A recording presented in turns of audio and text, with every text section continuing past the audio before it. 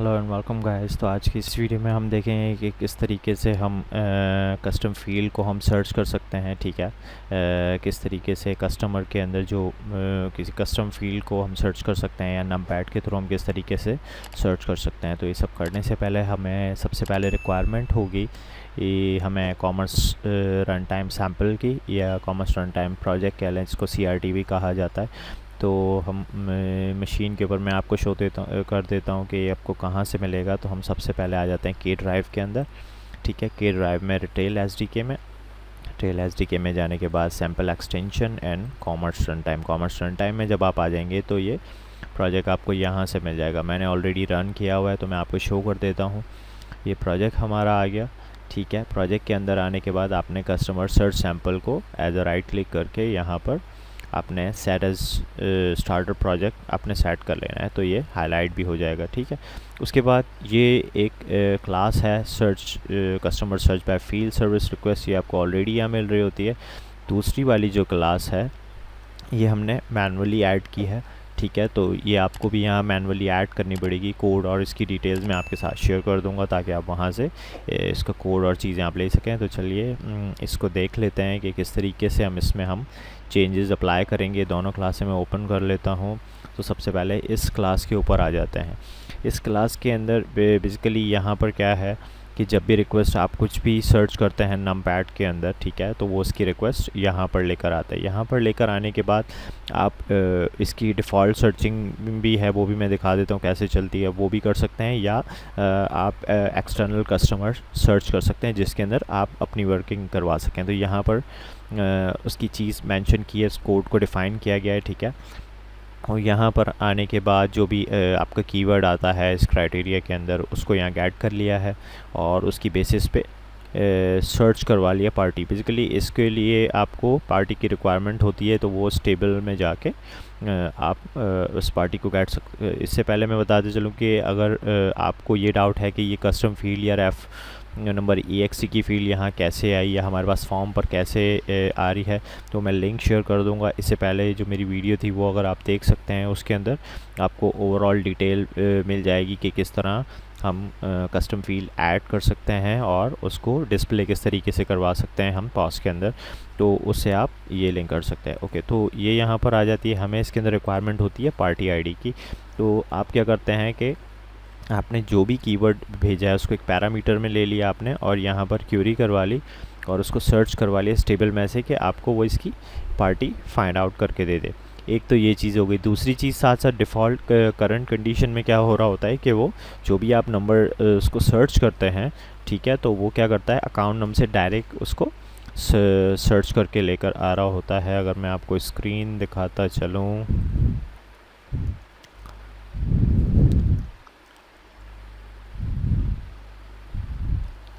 ठीक है, एक तो आप सर्च यहाँ से करते हैं कि कोई भी अगर आप यहाँ नंबर प्रोवाइड करेंगे तो वो यहाँ से आप सर्च करते हैं तो ये डायरेक्टली उसका डेटा ये गेट करके लेकर आ जाता है और यहाँ पर हमारे पास ऑलरेडी ये फील्ड आ रही है, इसको हम सर्च करेंगे। ठीक है, अच्छा, तो दोबारा से मैं आ जाता हूँ यहाँ पे इस प्रोजेक्ट पे। तो एक ये कंडीशन है। दूसरी कंडीशन ये है कि हम अगर कोई इस तरह का कीवर्ड है जो हमारी इससे मैच नहीं करता, ठीक है, हो सकता है कि मैं उसको अकाउंट नंबर का कोई अकाउंट नंबर डायरेक्ट सर्च कर रहा हूँ, तो ये हमारा फ़िल्टर अकाउंट नाम से रिलेटेड हो गया। ठीक है, ये जो कस्टमर सर्च रिज़ल्ट है ये एक हमारी कलेक्शन है जो हमने यहाँ ली हुई है। इसमें हमने एक्सटर्नल जो हमने एक्सटेंडेड सर्च करवाया उसको भी ले लिया और जो अकाउंट नंबर से फ़िल्टर करवाई पार्टी ID उसको भी ले लिया। ये चीज़ें कर लेने के बाद फिर हमने क्या किया कि जो भी रिक्वेस्ट आई थी इसकी हमने एक इसकी डेटा रिक्वेस्ट पास करके और इसके अगेंस्ट में हमने उसका रिस्पांस ले लिया एज अ ग्लोबल कस्टमर के अंदर। जब हमने ग्लोबल कस्टमर के अंदर इसका रिस्पांस ले लिया, ठीक है,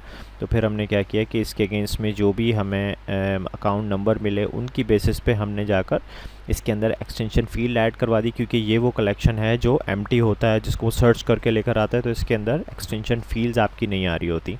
तो एक्सटेंशन फील्ड्स आप यानी 1 बाय 1 सर्च करके यहाँ पर उसकी आपने फील्ड ऐड करवा दी एक्सटेंशन प्रॉपर्टीज़ के अंदर। तो वो फिर क्या होता है, इन प्रॉपर्टीज़ का डेटा वो लोड करके आपको इस स्क्रीन के ऊपर आपको डेटा पॉपुलेट कर देता है जो आपकी पॉज के ऊपर आ रही होती है। ठीक है, ये काम इतना है यहाँ तक कस्टमर सर्च की रिक्वेस्ट हैंडलर का। अब हम आ जाते हैं customer search by field request handlers. Field request handler कैसे काम करता है? फील्ड रिक्वेस्ट हैंडलर के लिए मैं अंडरस्टैंडिंग देता चलूँ आपको कि उसके लिए जब आप यहाँ से सर्च करते हैं कुछ भी, तो यहाँ पर आप ये टाइप सेलेक्ट करते हैं, ईमेल है, लॉयल्टी कार्ड है या नेम है। ठीक है, ये 3 चीज़ें आ जाती है जिसकी बेसिस पे आप इसको सर्च कर रहे होते हैं। डायरेक्टली भी आप सर्च कर रहे होते हैं तो इसकी बेसिस पर आप यहाँ पर ये कंडीशन अप्लाई कर सकते हैं। प्लस मैंने एडिशनल वर्किंग इस पे भी अप्लाई की है कि मेरी जो कस्टम फील्ड है, अगर उसको मैं सर्च करूं, अगर कोई आइडेंटिटी के थ्रू या बाहर से भी कहीं से अगर मैं सर्च करूं तो वो उसको भी सर्च करके लेकर आए। तो इस क्लास में जब आप आएंगे तो आपको इस तरीके का कोड ऑलरेडी मिलेगा। उसमें मैं मज़ीद भी एक्सटेंशन के अंदर ऐड करके यानी कोड आपके साथ शेयर कर लूँगा ताकि आप उसको यूज़ कर सकें। तो ये एग्जीक्यूट करता है ओरिजिनल लॉजिक जो इसकी होती है, ठीक है, और execute the custom search logic आपकी ये इंटरनली आपकी आ जाती है। अगर इस जो भी आप इसमें चेंजेस करना चाहें, मैं ऑलरेडी कर चुका हूँ तो मैं शो कर देता, ये आ जाती है मर्ज की। ठीक है, और इसके बाद ये इसको यहाँ तक इस डेटा तक ये रिटर्न कर देता है। लेकिन हमारी कंडीशन के अंदर क्या है? हमारी कंडीशन के अंदर ये है कि हमारे पास कस्टम फील्ड्स भी है जो हमें इसकी एक्सटेंशन प्रॉपर्टीज़ के अंदर फिलअप भी करनी है। तो यहाँ पर हम वही काम करवा रहे हैं जिससे पहले करवा रहे थे कि जो जिस तरह से डेटा फ़िल्टर होकर आता है उसकी पार्टी आईडी की बेसिस पे, तो यहाँ पर मर्ज हो जाता है इन दोनों में से, और फिर उसका डेटा यहाँ पर हम रिक्वेस्ट ले लेते हैं कस्टमर की, और जब वो कस्टमर डेटा गेट करके लेकर आ जाता है तो हम यहाँ पर एक्सटेंशन फील्ड उसमें ऐड करवा देते हैं जिसके अंदर उसकी वैल्यू होती है, तो वो वैल्यू पिक होकर आ जाती है। ठीक है, अच्छा, उसके बाद मैं आ जाता हूँ इस एक्सटर्नल सर्च के ऊपर जो यहाँ पर डिफ़ाइन हुआ है। ठीक है, अब यहाँ पर आने के बाद ये इसका क्राइटेरिया है एंड द रिक्वेस्ट पास की हुई है। और अच्छा, उसके बाद क्या है कि अब जब यहाँ पर आप एक्सटर्नल सर्च कर में आकर आप जो डिफ़ॉल्ट में देखेंगे तो वो यहाँ पर आपको दूसरा कोड मिलेगा, लेकिन मैंने मॉडिफिकेशन की हुई है। तो यहाँ पर मैंने कस्टम लिस्ट ली हुई है और फिर यहाँ पर एक ये एक्सटर्नल सर्च कीवर्ड जो मैंने एम्प्टी करवाया हुआ है। तो इसमें क्राइटेरिया के अंदर क्या होता है कि आपको सर्च टर्म मिल रही होती है जिसके अंदर जब आप उसको नमपैड्स वगैरह से सर्च करते हैं तो आपको स्टैटिक वगैरह या एडिशनल स्पेसेस और स्लैश और ये चीज़ें लेकर आए, तो इस चीज़ को यहाँ पर रिमूव करवाया गया है। ये जब रिमूव हो जाता है फिर उसके बाद हम क्या करते हैं, इसका जो एक्सटर्नल सर्च कीवर्ड एग्जैक्ट जो हमने सर्च किया था वो हमें मिल जाता है और उसको दोबारा से हमने क्यूरी करके इसमें से पार्टी गेट की है, जिस तरह पहले भी हमने उस क्लास के अंदर की थी। जब ये चीज़ आपकी गेट हो जाती है तो वो इसको सर्च करता है और इस पार्टी को इस कस्टमर सर्च रिज़ल्ट में दे देता है। ये यहाँ से रिटर्न हो जाता है। ये रिटर्न होने के बाद यही काम करता है जिस तरह हम पहले भी देख चुके हैं कि उसके अगेंस्ट में सर्च कस्टमर लिस्ट ले लेता है। ठीक है, ये चीज़ें ले लेने के बाद वो फिर इसको डेटा को लोड कर देता है। अब हम चलते हैं फ्रंट एंड पे ताकि हम इसको देख सकें कि किस तरीके से वर्क कर रहा है। तो मैं पहले होम पर आ जाता हूँ। ठीक है, सबसे पहले मैं सर्च करता हूँ 004 ताकि आप इसको देख सकें कस्टमर को। ये काफ़ी सारे कस्टमर आ गए। ठीक है, इसके अंदर हमने मेंशन कर दिए। ये हम एक कस्टमर ले लेते हैं 1 2 3 4 5 6 का, और इसको अब हम सर्च कर लेंगे। मैं दोबारा से होम पर आता हूँ।